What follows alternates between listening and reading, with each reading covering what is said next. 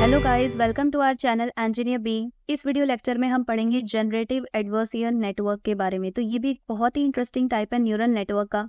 ये यूज होता है रियलिस्टिक डेटा को जनरेट करने के लिए। बिल्कुल इस तरीके का डेटा ये जनरेट करेगा जो बिल्कुल आपको रियल लगेगा। फॉर एग्जाम्पल, इस तरीके के ये ह्यूमन फेसेस जनरेट करेगा जो आपको रियल लगेंगे, बट उस टाइप के फेसेस एक्चुअल में एग्जिस्ट नहीं करते होंगे।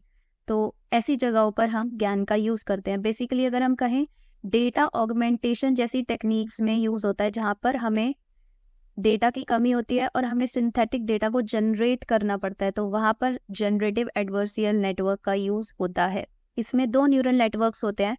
पहला जो फेक डेटा को जनरेट करता है जिसको हम जनरेटर कहते हैं, लेकिन ट्रेनिंग के साथ साथ इतना अच्छा हो जाता है कि वो फेक डेटा आपको रियल जैसा दिखने लग जाता है। सेकेंड टाइप का न्यूरल नेटवर्क इसमें आता है डिस्क्रिमिनेटर, जो फेक डेटा और रियल डेटा को डिफरेंशिएट करता है। यहाँ पर मैंने आपके लिए एग्जाम्पल ले रखा है 100 रुपीज के नोट का, जिससे कि आप ज्ञान की ब्लॉक डायग्राम को अच्छे से समझ पाएं। तो यहाँ पर सबसे पहले ये है रियल डेटा और ये है जनरेटर द्वारा जनरेटेड फेक 100 रुपीज का नोट। तो डिस्क्रिमिनेटर बहुत आसानी से बता देगा कि ये जो नोट है ये फेक है और ये रियल नोट है। सेकेंड टाइम जब ट्रेनिंग हुई तो जनरेटर ने ये जनरेट किया, अब भी बता पा रहा है डिस्क्रिमिनेटर कि ये फेक नोट है और ये एक रियल नोट है। लेकिन जैसे जैसे ट्रेनिंग बढ़ती चली गई तो जनरेटर ने इतना अच्छा नोट जनरेट कर दिया, बिल्कुल रियल, कोई कह नहीं सकता देख के कि ये फेक नोट है। तो डिस्क्रिमिनेटर भी पागल बन गया, उसने कहा कि ओके ये रियल नोट है और ये भी रियल नोट है। वो बता ही नहीं पा रहा है कि ये जो नोट है ना ये फेक है। ठीक है, तो यही काम होता है आपका जनरेटिव एडवर्सियल नेटवर्क का, कि बिल्कुल रियलिस्टिक डेटा को जनरेट करना। ब्लॉक डायग्राम देखते हैं इसका। यहाँ से जाएंगे रियल डेटा सैंपल्स और इस साइड से जाएंगे जनरेटर द्वारा generated fake samples. Discriminator discriminate करेगा, डिफरेंशिएट करेगा कौन सा रियल डेटा है कौन सा फेक डेटा है। वो फीडबैक जाएगा टू द जनरेटर। तो जब तक डिस्क्रिमिनेटर डिफरेंशिएट कर पा रहा है कि ये रियल डेटा है या फेक डेटा है, तब तक वो जनरेट करता जाएगा इमेजेस। और एक टाइम आएगा कि इतना एफिशिएंट हो जाएगा ट्रेनिंग के थ्रू कि ये बहुत अच्छे इमेजेस को जनरेट करना स्टार्ट कर देगा, अच्छे सैंपल्स जनरेट करना स्टार्ट कर देगा, जिसको डिस्क्रिमिनेटर रियल बोलना स्टार्ट कर देगा। वो डिफरेंशिएट ही नहीं कर पाएगा कि कौन सा फेक डेटा है कौन सा रियल डेटा है। और वही गोल है ज्ञान का, कि बिल्कुल रियलिस्टिक डेटा को जनरेट करना। किस तरीके से काम करता है थोड़ा थियोरेटिकली पढ़ते हैं। How does GAN work?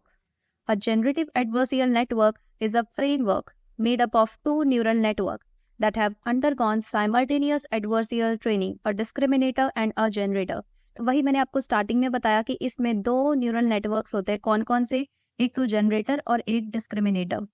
Discriminator का काम क्या होता है? जनरेटेड डेटा को रियल डेटा से सेपरेट करना। और जनरेटर का काम क्या होता है? सिंथेटिक डेटा को जनरेट करना जो बिल्कुल रियल लगे, that attempts to imitate the real data. Training makes generator more adept at producing realistic samples, यानी कि जैसे जैसे ट्रेनिंग होती जाएगी वैसे वैसे जनरेटर और अच्छा होता जाएगा रियल डेटा को जनरेट करने में, रियल सैंपल्स जनरेट करने में, in an effort to trick the discriminator, कि डिस्क्रिमिनेटर बता नहीं पाएगा कि कौन सा रियल डेटा है एंड कौन सा फेक डेटा है, which strengthen the generators discriminating abilities. GANs are an effective tool for producing realistic, high quality outputs in a variety of field। तो अलग अलग फील्ड्स में रियलिस्टिक डेटा जनरेट करने में यूज होता है। कहाँ कहाँ यूज होता है? टेक्स्ट एंड इमेज जनरेशन में, because of this back and fourth competition while results in the creation of increasingly convincing and indistinguishable synthetic data. So guys, इसी चीज में ज्ञान को यूज किया जाता है कि बिल्कुल सिंथेटिक डेटा अच्छा जनरेट कर पाए, जिसको आप डिफरेंशिएट ना कर पाओ कि ये रियल डेटा है या फिर AI जनरेटेड डेटा है। यहाँ पर आते हैं कुछ types of generative adversarial network के। तो फर्स्ट टाइप है वेनिला जनरेटिव एडवर्सियल नेटवर्क। ये सबसे सिंपल टाइप है ज्ञान का। इसमें जो जनरेटर है और डिस्क्रिमिनेटर हैं वो क्या होते हैं? मल्टी लेयर परसेप्ट्रॉन्स होते हैं। अब ये मल्टी लेयर परसेप्ट्रॉन्स क्या होता है? तो ये जानने के लिए आपको देखना पड़ेगा परसेप्ट्रॉन वाला वीडियो। उसमें मैंने आपको बहुत डिटेल में समझाया कि परसेप्ट्रॉन क्या होते हैं और मल्टी लेयर परसेप्ट्रॉन क्या होते हैं। So guys, to watch that video. यहाँ पर जनरेटर एंड डिस्क्रिमिनेटर है मल्टी लेयर परसेप्ट्रॉन। अगर आप मेरी पूरी प्लेलिस्ट स्टार्टिंग से बहुत अच्छे से फॉलो करोगे, सो गाइस आपको हर एक कॉन्सेप्ट बहुत अच्छे से समझ में आएगा। In vanilla GAN, the algorithm is really simple. It tries to optimize the mathematical equation using stochastic gradient descent। तो यहाँ पर ऑप्टिमाइजेशन जो होता है, ऑप्टिमाइजेशन का मतलब होता है न्यूरल नेटवर्क को इम्प्रूव करना, उसके परफॉर्मेंस को इम्प्रूव करना। वो किसके थ्रू होता है? Through stochastic gradient descent. अब ये भी एक ऐसा वर्ड है, कुछ लोगों को नहीं पता होगा कि क्या होता है ग्रेडियंट डिसेंट। सो गाइस, मैंने ग्रेडियंट डिसेंट पे अलग से वीडियो बनाया जिसमें मैंने तीनों टाइप्स आपको बताया, mini batch, batch and stochastic gradient descent. So guys, watch that video अगर आपको नहीं पता कि स्टोकेस्टिक ग्रेडियंट डिसेंट क्या होता है।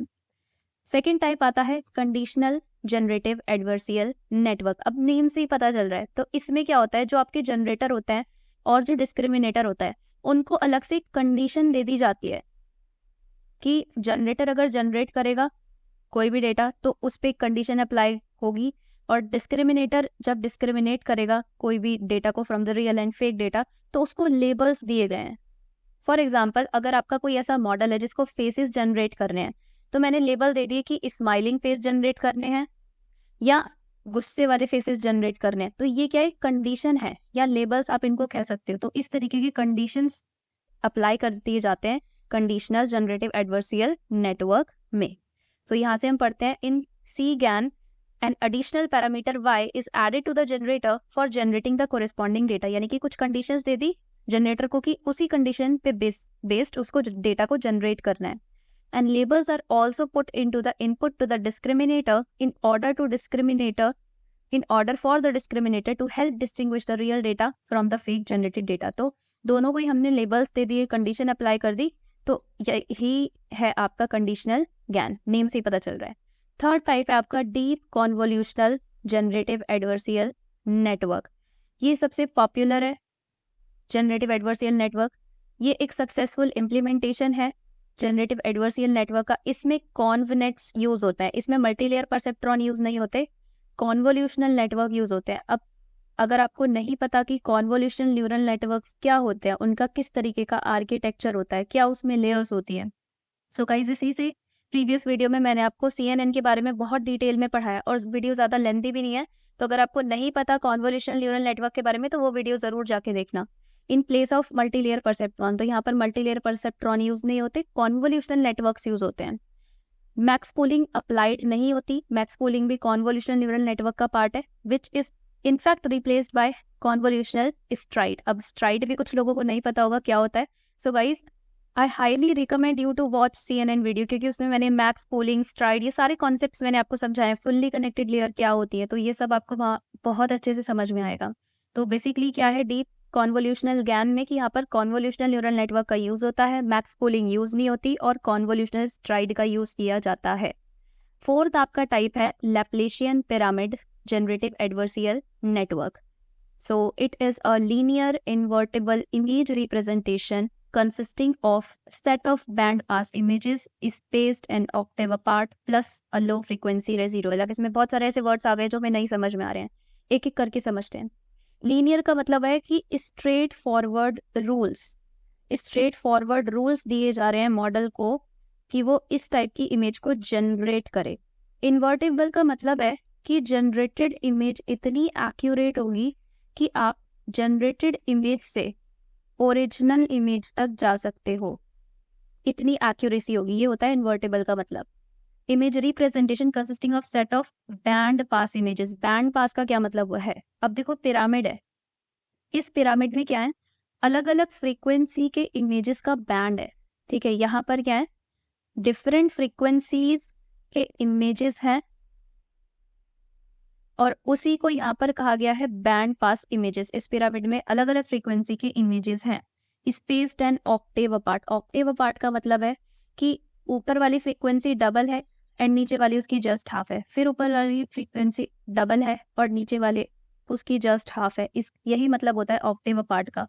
ये वाली फ्रीक्वेंसी 2f होगी तो ये f होगी, तो ये कॉम्बिनेशन है, ऊपर वाली डबल एंड नीचे वाली जस्ट हाफ हो जाएगी फ्रीक्वेंसी, तो ये मतलब होता है ऑक्टेव अपार्ट का। Plus low frequency residual. अब लो फ्रीक्वेंसी रेजिडुअल का क्या मतलब है, आपके पास जो भी ओरिजिनल इमेज है वो हाई फ्रीक्वेंसी में होगी, मतलब प्रॉपर होगी, सारे पिक्सल्स सही होंगे, तो आप क्या करोगे, पिक्सल्स को ब्लर करोगे और आपके पास आ जाएगी एक low frequency image.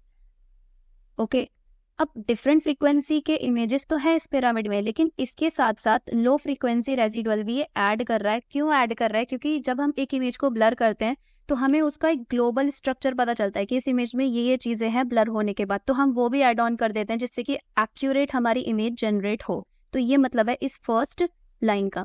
This approach uses multiple number of generator and discriminator. अब आप खुद देखो, मल्टीपल लेवल्स होंगे इस पिरामिड में, अलग अलग फ्रीक्वेंसी की इमेजेस हैं, इसीलिए यहाँ पर multiple generator and discriminator use होते हैं at the different levels of Laplacian pyramid. This approach is mainly used because it produce very high quality images, बहुत हाई क्वालिटी इमेजेस जनरेट करता है।